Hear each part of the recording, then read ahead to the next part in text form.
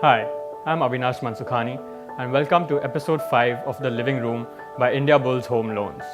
I'm a digital marketer during the week, an event promoter during the weekend, and a fitness fanatic all week through. Today I'm going to take you through my fitness transformation journey and teach you how you can embark on yours too, right from your living room. Ever since I've been a child, I've been struggling with weight issues, right? I've been yo-yoing up and down. Being a fat kid, it's everyone's dream to get really fit, and that's all fine until the chocolate drops in front of you. Right after school, just before junior college, there was all this peer pressure and I knew I needed to lose weight. So what I did is I embarked on this cardio and starvation rigmarole and managed to lose 22 kilos in like 2.5 months. In hindsight, this is the most stupidest thing I've ever done.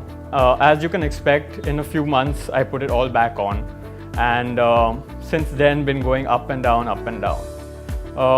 2.5 years back, when I was about 27, I suddenly got up one day and made this decision that before I hit 30, I'm going to get ripped.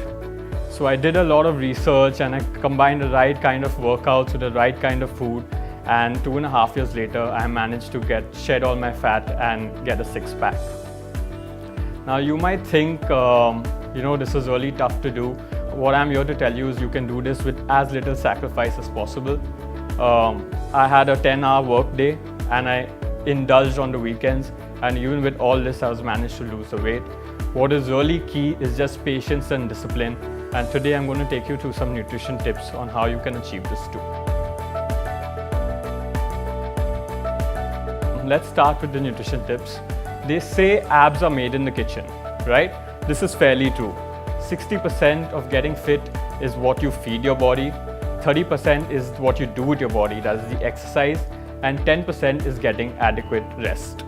So let's start with tip number 1. Tip number 1, say no to bread, wheat and maida. So people have this misconception that the less carbs you eat, the better. It's actually quite the other way around. It's about eating good carbs. The body needs carbs to do regular bodily functions, right? So substitute this bread, maida and wheat, which is highly processed and refined, with better carbs. What I do is I substitute it with jawar and bajra, or better yet, I have oats and mung chillas. These are actually way yummier. Face it, carbs really don't have taste. The taste you're getting is with the meat or the sabji or whatever you're having it with. So might as well make this substitution. Tip 2. Try to curtail your processed sugar. So everyone knows processed sugar is the real devil. And what really happens is that this is actually hidden in everyday eatables that you don't even know. The hardest thing I've had to give up is ketchup, because it is laden with sugar, right?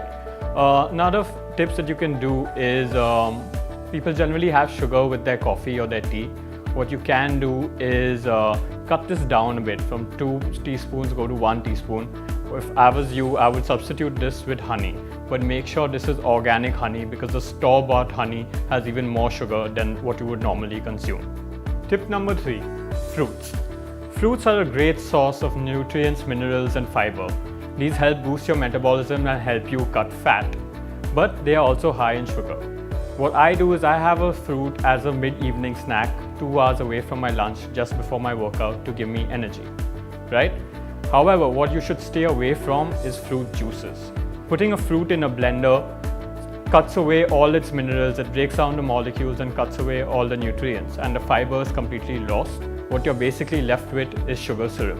So yes to fruits, no to fruit juices. The next tip, fats.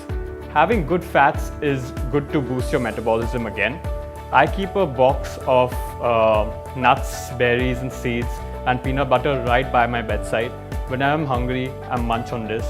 What you can also have is a lot of avocado or fish oil. This will help. This is also good fats that will help you cut weight. Tip number 5, time your starch. Starch is very important to refuel your body after a hard workout where you've hit lots of weights or done a hard cardio session. So what you should do is after your workout, if it's in the morning, for lunch have brown rice, or for dinner have brown rice with your dal or sabji. And if you're eating something more continental, you can shallow fry sweet potato, because this is actually also really yum. Tip number 6, the number of meals. People have this misconception that you should eat 2 to 3 meals and that will keep you full throughout the day. What your body needs is actually fuel throughout the day. You need to eat 6 to 7 meals in small proportions and the right food to fuel your body. If you eat less than this, your body will not expect that amount of nutrients to come in and will store what you eat as fat. The last tip for today is the cheat day. The cheat day is actually really important, right? If you have a low calorie diet, your body gets used to this and gets immune to this over a period of time. What you need to do is shock your body back into normalcy, and a great way to do this is to binge.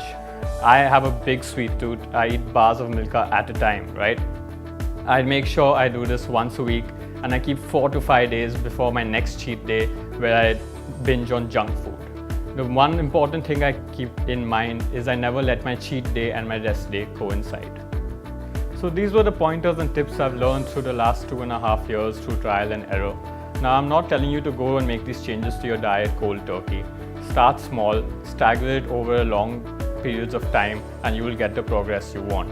Start with 3 rotis, cut it down to 2, cut it down to 1, change your type of carbs. If you have 2 teaspoons of sugar, cut it down to 1.5, cut it down to 1, and slowly make this change, right? So thank you for tuning in to part 1 of the Living Room, episode 5 by Indiabulls Home Loans. Stay tuned for fitness tips which you can do right in your living room in the next part.